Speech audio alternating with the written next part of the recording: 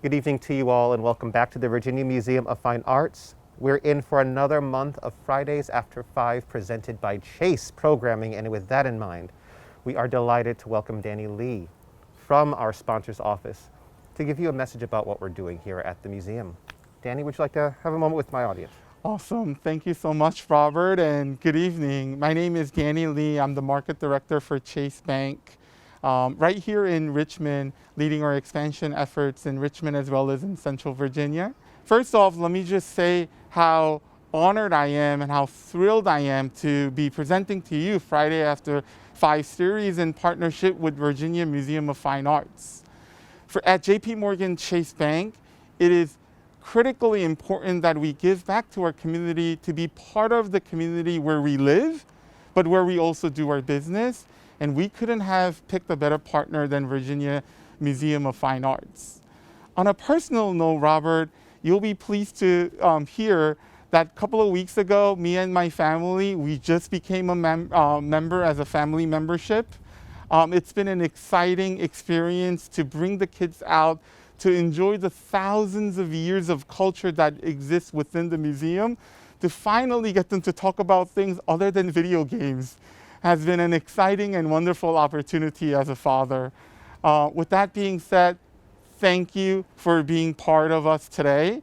I hope you enjoy tonight's events. Well, hello folks, and welcome to another installation of the Fridays After 5 presented by Chase, First Fridays Programming. You see, I am not at the VMFA, I'm not in my living room, and I'm not on stage at the theater. I'm at a very dear friend's home. I'm in the living room of Dr. Charles Staples. Charles, thank you so much for appearing on the program. Before we get into our discussion, would you please tell my audience a little bit about yourself in your own words? Well, I am a native Alabamian, which maybe I claim sometimes, maybe I don't. I'm not a football fan, and if I were, I would be an Auburn fan, and that's probably something that I wouldn't claim either after the weekend. But so I ended up in Richmond back in 1991 after going to school in Cincinnati and in New York and teaching for a while in Texas, and wanting to be back on the East Coast, and a job opened in Richmond, and I came with the idea I'd probably stay for a while and then go and find something else. And here I am, 2020. I will be here 30 years in a few weeks. And Richmond is better for it, I'll tell you. Well, I have thoroughly enjoyed my time in Richmond, and I'm principally a pianist. All my degrees are in piano performance. But when I came to Richmond, I came to work at Trinity United Methodist Church as an organist and choir director. And that church has been very friendly towards my career and has allowed me to teach, to play. I performed with the Richmond Symphony a few times, many times with the Richmond Philharmonic Orchestra.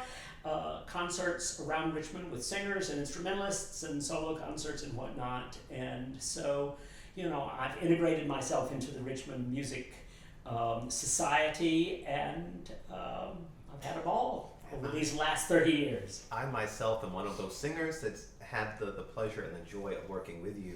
Now, let's go back just a little bit. I did not know until a few moments ago that you've been at Trinity this whole time? This whole time. Wow. That's so... Before we get into your career here in Richmond, and I definitely want to land there because that's how you and I have engaged with each other. Before Richmond, what was your career like as a performer? Well, I went to Texas to do some teaching, and I liked the teaching. I did not like the location. It was a very small college in. I don't like to be critical, but it was the middle of nowhere. And if you wanted to eat, it had very good Mexican food, but if you really wanted to eat anything but Mexican food, you had to drive 90 minutes to the big city of Abilene. Okay. Where you could eat in an Olive Garden. And again, not to be critical of our Olive Garden, but so I just decided, I'm from the South, but I loved my time in Cincinnati, my time in New York. I wanted to be a little further north, and Richmond just seemed like a nice mix of South and North, close enough to New York City that I could go and take a piano lesson with my teacher occasionally. And so my career was teaching and performing, much as it is now, except in a small town. Your performances are all at the university. Yeah. And when I was in New York, I was actually chosen to open the Select debut series at Town Hall. So I had some performing happening for me, but I was never one that liked to go to competitions, and by like I mean I didn't go. I would go to some. If I didn't win first, I was distraught and I couldn't deal with it and whatnot. And it just, at 63 years old now, I can look back on it and say I just didn't have that kind of competitive performing mentality to do well in that kind of dog-eat-dog world. And so, hence, if you don't go that route, generally you don't make your living as a performer. Right. And so, I've been able to do lots here that I wouldn't have been able to do in a smaller town, and really lots that I wouldn't have been able to do if I had ended up being a full-time concert pianist. For a number of years, I conducted a string orchestra at Trinity, which was organized by the late Francis Church, who was the former music critic of the Richmond News Leader, the evening paper in Richmond. I have worked with lots and lots of different musicians. I've taught. I spent a year teaching at the University of Richmond after Jim Erb retired, doing the choral position there, which was lots of fun for me, and working with a college choir. I love working with choirs, but it's not something I was really trained to do. So I've been able to have a mishmash in my career because of where I am. You said something a bit ago about competition and about how you really do cut your teeth as a performer. You've got to compete, you've got to win. But like you, I didn't really enjoy competition either. I sang, I did, and I think the people I was competing with also didn't enjoy me in their competitions because I was not working at it. I did not practice. I was not in the practice rooms like they were trying to get my aria ready, but I would just show up and sing it. I've been singing this aria for months. I don't know why I wouldn't be able to sing it at a performance.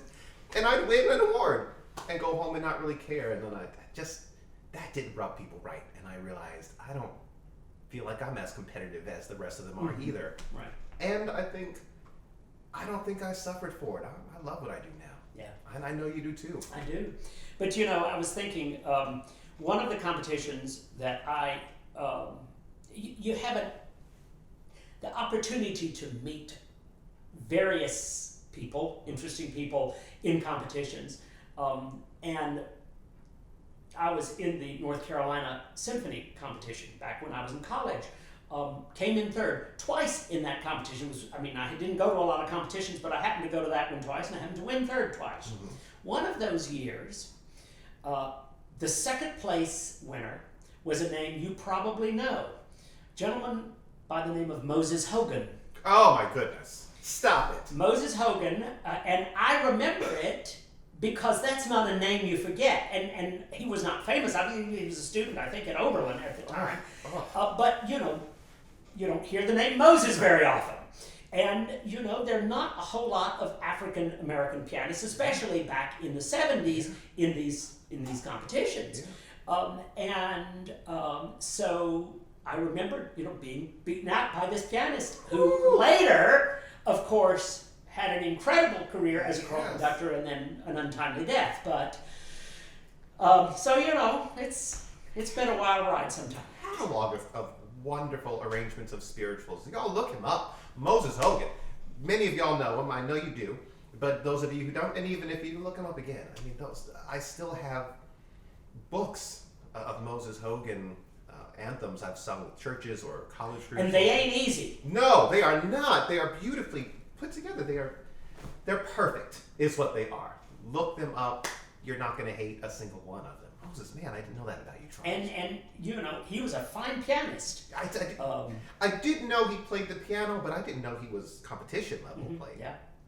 To beat a Charles Staples, you've got to be fabulous. Let's get further into your career. You come to Richmond. I think you said 91. 91 Trinity Episcopal Church. United Methodist. United Methodist. I'm sorry, Trinity United Methodist, where I've been to perform. Did we do a concert at your church, or did we always just do them at Reveille? I want to say we did one at Trinity once. The Trinity space is so much smaller than Reveille's. I mean, Reveille is made for a big group, right? And it just made so much more sense to be there. I think maybe we did one at Trinity. I think maybe you're right. Working with Kathy Armistead, who you know was originally meant to be on this program, I should say we're delighted that Charles had the time to have a conversation with me, and we'll be getting you an organ recital real soon. But we worked then it was you, me, and Kathy Armistead. I don't think Kathy Toole would ever perform in one of these concerts, but I'm thinking most fondly, I'm sure you can imagine, of Elijah. How do you grapple with that piece? What can you teach us about Elijah, about Mendelssohn, or about what an oratorio is?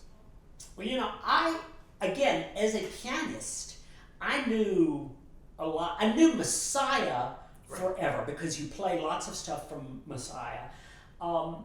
Elijah, not so much. I knew of it as out there, just like we did creation.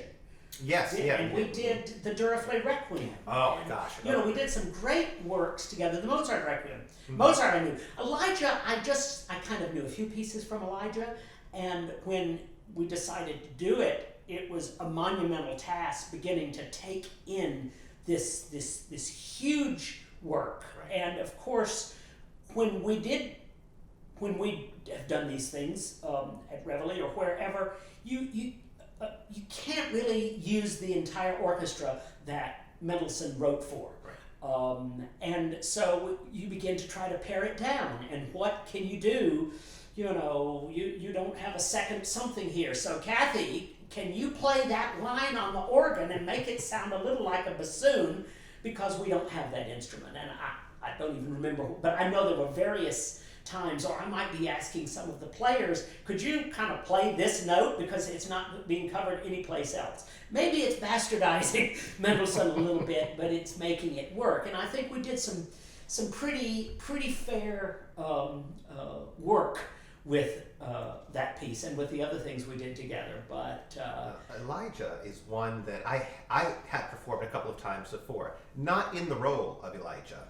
When I performed it in the past, I was teaching a choir to sing it under somebody else's direction. Actually, both times that's what I did. And a casting, when I performed it in the past, I had done it as an opera with one of my past mentors.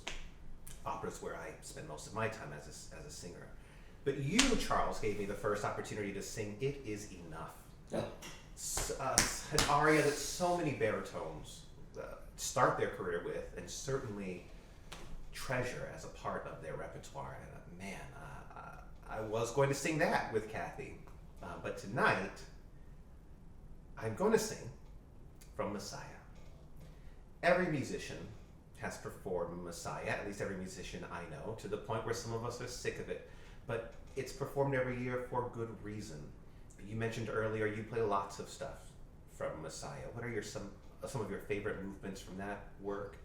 And also, if you don't mind telling us a little bit about why it's remained so significant. Well, Messiah is one of those pieces that is totally accessible, or at least parts of it. If you sit down for 3.5 hours, the whole Messiah, it may be less accessible for some people, but it just immediately goes to the heart. You know, it really is opera, even though it's oratorio. It's treated like opera. A week ago today, I was recording in the sanctuary of Trinity Church, Rejoice Greatly, with Anne O'Byrne, which will be our anthem later in December. Tracy Welborn and I, almost every year, but not this year, do Every Valley and Comfort Ye on the first Sunday of Advent. So there's so many wonderful pieces, and for a bass, you know, there's some good stuff for tenor and really good stuff for soprano. Even, you know, Rejoice Greatly is probably the top. But I mean, you've got White of the Nations. You've got, you know, I mean, one after another of these blockbuster pieces, arias for bass in Messiah that just knock your sock. The trumpet shall sound. I mean, what a greater piece to use at a memorial service than the trumpet shall sound and the dead shall be raised. Incorruptible. And when that trumpet comes in, ba-bum, ba-bum, ba-bum, you know, you showed me a video that you'd done some stuff with Mike Davison. Of course, Mike, besides being a great jazz trumpet, is a fabulous classical player, and he and I've done Trumpet Shall Sound, there's just so many wonderful pieces. And there are a lot of pieces in Elijah too. Maybe it's for a slightly different audience, maybe not. I think Messiah, to me, we're going to move on past this audience, I promise, but I love this so much. Messiah is so accessible because of the Hallelujah chorus, I think. If you know one piece of classical music, you know, Hallelujah, everybody knows that thing. I don't think there's anything in Elijah that's that commonly known. Is that commonly known? You know, Mozart's got his Dies Irae and Verdi has his too, but I don't really think Mendelssohn has that for the common listener. And yet, if anyone can listen to the opening bars of It Is Enough and not be moved, they are a stone. I mean, it's the words, I promise I'm going to give you all that. It is enough, oh Lord, now take away my life, for I am not better than my fathers. I nearly wept when I performed that with you and learning up to that moment. The power of oratorio, the power of music is great. As an accompanist, we certainly use accompanists to play oratorio, largely at the organ, sometimes at the piano, but the pianist, I think, exists better in a concerto, or a fantasy, like the Beethoven choral fantasy is where I want to get to, one of my favorite pieces of music, because it blends my love of choral music with my love of orchestral and piano solo music. What can you tell us about Beethoven's work and this fantasy in particular? Well, I don't play the choral fantasy. That's a lot of notes. Yes, sir, it is. I did. I know it somewhat. A number of years ago, the chair of our piano department at VCU, Yen Jing. I love Yen. Oh. Yen did the choral fantasy, and Yen has fingers for days. Yes. And I rehearsed it with her playing the orchestra part, and you know, it's just. But I do play two Beethoven concertos. I play the Emperor Concerto and the third. And so the Emperor was my first legitimate concerto performance. My first one was with my high school band. Oh, wow. Back in the early 70s, the first movement of the Tchaikovsky B-flat minor concerto. Wait a minute. How old were you when your teacher said, I'm just going to give him this light piece of reading right here? Piece of music. It was something I always wanted to play. Probably lots of young pianists had the recording which Van Cliburn made when he won the Tchaikovsky competition in Moscow. And that's one I played, and I had that in my head, and I wanted to play it. And so I worked on it, and then my high school band director down in Alabama found a band arrangement of that. And I do not have a recording of that. It's one of the things that I really regret.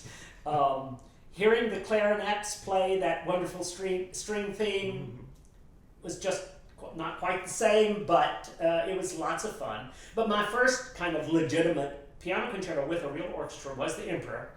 I won a 4-year scholarship to Cincinnati. And part of that, and interestingly enough, it was the Van Cliburn scholarship that he gave at that time in honor of his mother. and it came with an orchestra performance. And so it was decided that I would do the Emperor, and so. Well, tonight we are going to get to hear you play plenty.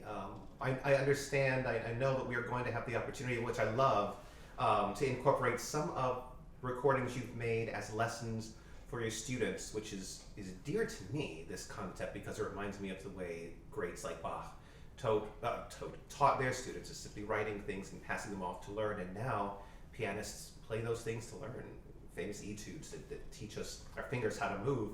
But we're also going to get to record something in this room and then perform together, Thus saith the Lord, and But Who May Abide, from Messiah, two great bass, one recitative and one aria.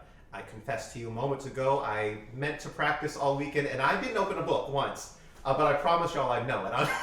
I'll do the best I can. Charles, without any more interruption from me, I'd love to hear you play. Very good. Absolutely. Let's go.